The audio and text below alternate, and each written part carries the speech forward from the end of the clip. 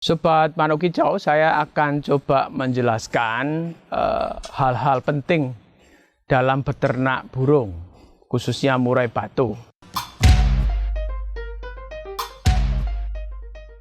Yang pertama adalah soal dari awal dulu, bagaimana membedakan murai jantan dan murai betina. Ini kalau kita ikuti WA group ya, WA group burung gitu ya, pertanyaan soal sexing ini menentukan jenis kelamin itu tiap hari hampir selalu muncul ini. Ya memang itu penting, sangat penting untuk diketahui. Nah untuk murai batu membedakan jenis kelaminnya saya kira gampang. Kalau jantan itu kepalanya cenderung lebih papa, warna hitamnya itu cenderung lebih berkilau ke hijau biru-biruan gitu ya. Warnanya lebih tajam, bodinya lebih besar, ekornya biasanya lebih panjang gitu ya, dan warnanya lebih tegas. Lalu suaranya lebih variatif, isian-isiannya masuk, lagu-lagunya lebih lengkap gitu ya. Sementara kalau betina itu ukuran tubuhnya lebih kecil, paruhnya juga lebih pipih, lebih runcing gitu ya. Lalu bentuk kepalanya cenderung lebih membulat, warna bulunya cenderung lebih pudar gitu ya. Bahkan ada yang warnanya sampai ke abu-abuan gitu ya. Itu konon katanya itu betina yang bagus gitu. Tapi saya nggak setuju, sama aja. Lalu ekornya lebih pendek gitu. Lalu suaranya dia monoton. Lebih untuk ke panggilan ke pejantan saja.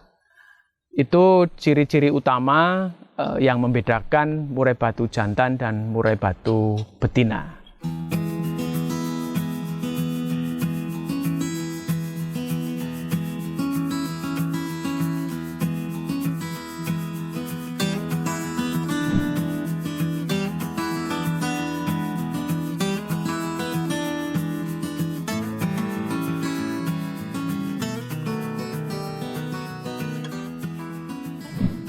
Sobat Manuk Kicau, kali ini kita akan membahas soal bagaimana menjodohkan murai batu.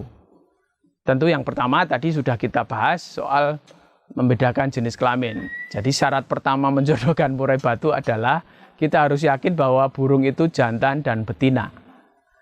Yang kedua, harus siap umur.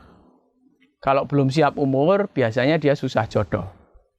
Nah, ada banyak teknik menjodohkan murai batu gitu ya. Om bisa lihat di Google itu, di YouTube juga banyak saya kira. Tapi menurut saya prinsip dalam menjodohkan itu yang penting adalah kedua burung jantan betina ada dalam kondisi siap. Dalam hari ini dewasa, yang kedua siap birahi. Tandanya apa kalau murai itu birahi? Untuk murai jantan dia rajin bersuara. Untuk murai betina, dia sudah mulai sering bersiul gitu ya, memanggil-manggil pejantannya. Siulan betina itu adalah undangan kepada si pejantan untuk kawin.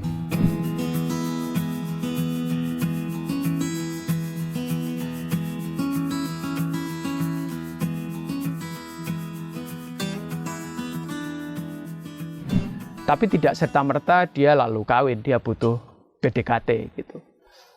Yang aman dalam menjodohkan itu, jadi murai betina kita taruh di kandang besar. Dia dibiarkan kira-kira seminggu gitu ya, dia menguasai kandang itu gitu. Karena murai batu itu burung teritorial, dia menguasai daerah tertentu. Lalu burung jantan itu ditempel di dekatnya, saling lihat-lihatan gitu. Nah setelah beberapa hari kita coba masukkan si jantan ke kandang betina gitu. Nah ini periode yang sangat krusial saat kita memasukkan jantan ke kandang besar betina ini. Kalau dia rukun ya sudah bagus gitu. Kalau dia bertengkar, kita amati level bertengkarnya seperti apa gitu. Kalau hanya kejar-kejaran biasa itu nggak apa-apa. Tapi kalau salah satu menyerang, biasanya yang jantan yang menyerang, dan itu menurut kita berdampak fatal, nah mesti kita tarik lagi jantannya. Kita taruh di kandang kecil lagi, lalu ditempel lagi. Demikian prosesnya diulang, nanti dimasukkan lagi ke kandang besar. Nah, tapi saya punya tips khusus. Ini saya belajar dari beternak kenari. Saya punya teknik penjodohan yang mungkin agak ekstrim ya. Biasanya saya taruh betina itu sendirian seperti ini Om. Ini satu kandang, ini tidak dua, tidak sepasang, tapi betina saja. Ini kebetulan belum siap produksi. Nah, kalau kira-kira usianya sudah siap produksi, kita tebarkan sarang di bawah, bahan sarang, daun pinus, daun cemara udang gitu ya, kita tebar di bawah.